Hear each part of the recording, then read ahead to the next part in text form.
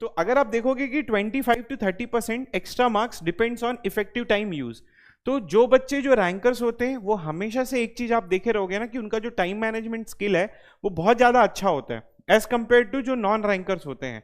क्योंकि जो रैंकर्स होता है उसको ये पता होता है कि कौन से टाइम पे कौन सी चीजें पढ़नी होती है। जो रैंकर होता है वो हमेशा एक चीज इंपॉर्टेंट होती है उसके लिए कि वो अपना टाइम जो होता है वो बहुत ही इफेक्टिवली यूटिलाइज करता है। अब सबसे बड़ी प्रॉब्लम ये होती है कि उस टाइम को आप कैसे इफेक्टिवली यूटिलाइज करते हो वो कौन सिखाएगा। वो ऑब्वियसली कोई ना कोई एक एक्सपीरियंस होल्डर होगा, वही आपको बताएगा कि आप इस तरीके से टाइम मैनेजमेंट कर लो या आपको कब रिवीजन करना है, कब आप प्रैक्टिस करनी है। और ऐसा नहीं है कि हमारा बताया हुआ टाइम मैनेजमेंट जो है वही आपको फॉलो करना है।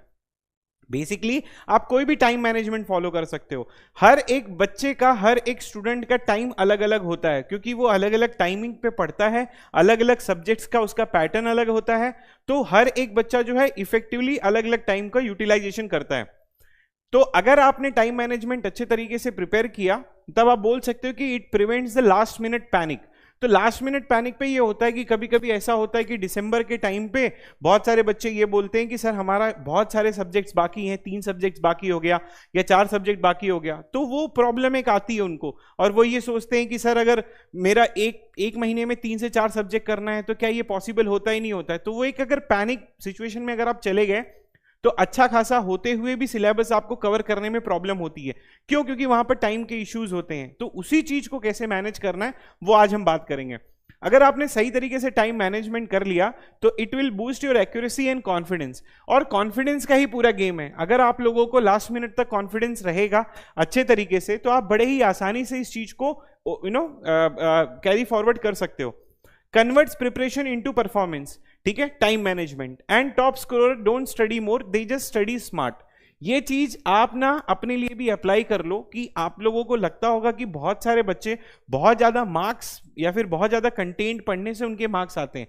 मैं आपको एक सिंपल सी सिचुएशन बताता हूं कि अगर आपने सही तरीके से पढ़ाई किया और इफेक्टिवली पढ़ाई किया और टाइम मैनेजमेंट के हिसाब से पढ़ाई किया तो आप बाकी के और भी बच्चों से बहुत अच्छा आप प्रिपेयर कर सकते हो, ठीक है।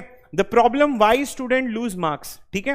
मेन प्रॉब्लम है कि over spend time on tough questions. ये एग्जामिनेशंस के बारे में मैं बात कर रहा हूं और फिलहाल के लिए टेस्ट सीरीज के बारे में बात कर रहा हूं। तो कभी कभी ऐसा होता है कि कुछ बच्चे जो होते हैं वो टफ क्वेश्चंस के ऊपर बहुत ज्यादा टाइम स्पेंड करते हैं। अगर ऑन एन एवरेज देखा जाए तो हर एक बच्चे को एक क्वेश्चन पे गेट के बारे में मैं बोलूं तो 3 मार्क्स ही 3 मिनट ही मिलते हैं, 3 से 4 मिनट या उससे कम ही मिलते हैं। तो अब आप लोगों को ये अपनी प्रिपरेशन इस तरीके से रखनी है, इस तरीके से ध्यान में रखनी है कि आप कोई भी अगर क्वेश्चंस करोगे तो ट्राई करना कि उसको 2 से 3 मिनट के बीच में ही सॉल्व करने के लिए।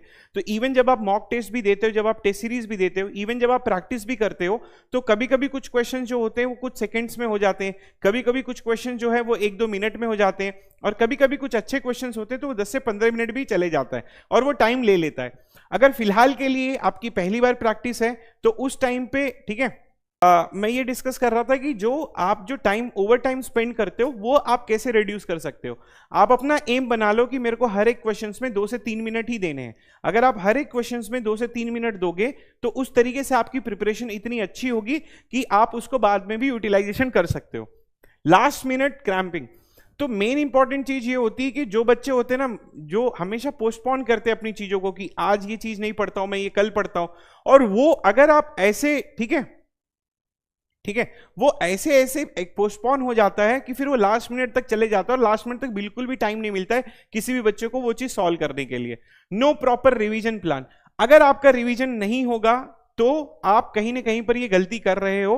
क्योंकि देखो, गेट प्रिपरेशन सिर्फ कॉन्सेप्ट बिल्डिंग और क्वेश्चन सॉल्व करने का तरीका नहीं है। गेट आपको बहुत सारी चीजें सिखाता है। उसमें से एक है कि आपका पेशेंस चेक करता है, उसमें से एक ये है कि आपका टाइम मैनेजमेंट चेक करता है, उसमें से एक ये है कि आप कितने अच्छे तरीके से रिवीजन करते हो। तो ये रिवीजन वाला भी प्लान जो है वो भी बहुत ज्यादा इंपॉर्टेंट होता है।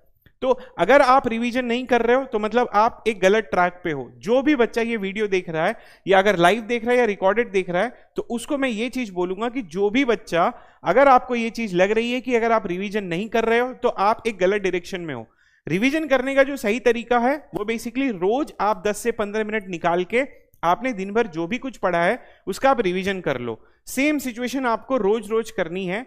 वीक में आप ऐसा कर सकते हो कि सैटरडे या संडे को किसी दिन 2 घंटे का स्लॉट ले लो या 1 घंटे का स्लॉट ले लो। उस टाइम पे आप ऐसा कर सकते हो कि आपने हफ्ते भर में जो कुछ भी पढ़ा है उसका आप रिवीजन कर लो। तो ये रिवीजन आपको रोज करना है और हफ्ते के हिसाब से करना है। अगर आप ये चीज कर रहे हो तो आप एक सही ट्रैक पे हो, आप एक राइट ट्रैक पे हो। अगर आपने अच्छा रिवीजन किया, रिवीजन अच्छा होने से आपका टाइम मैनेजमेंट भी अच्छा होगा, आपका सब्जेक्ट के ऊपर कमांड भी होगा और कॉन्फिडेंस भी होगा। लेकिन अगर आप रिवीजन नहीं करोगे तो मेन प्रॉब्लम आपका सब्जेक्ट के ऊपर कमांड नहीं होगा और फिर आपका कॉन्फिडेंस भी बिल्ड नहीं हो पाएगा। और कॉन्फिडेंस का ही पूरा गेम है, ये बात आप याद रख लेना। कॉन्फिडेंस है कि क्रैक कर ले जाओगे तो आप कर ले जाओगे, लेकिन अगर आप कहीं पर भी कॉन्फिडेंस लूज करते हो, चाहे वो टेस्ट सीरीज में, चाहे वो पढ़ाई करने के टाइम पे, या चाहे वो एग्जामिनेशन के टाइम पे, तो obviously it will create a problem. Panic in examination hall. तो देखो एग्जामिनेशन हॉल में जो बच्चे हैं कुछ पैनिक क्यों करते हैं, बहुत सारा अलग अलग फैक्टर्स होता है, लेकिन जो मेजरली फैक्टर यही होता है कि अगर आपने अच्छे से रिवीजन नहीं किया है, आपने अगर पीवाईक्यूज नहीं किए हैं, अगर आपने, प्रकाश में आ रहा हूं उस चीज पे, ठीक है, आपने अगर अच्छे से रिवीजन नहीं किया है, अगर आपने अच्छे से नहीं पढ़ा है, तो ये सिचुएशन आपको एग्जामिनेशन में आएगी।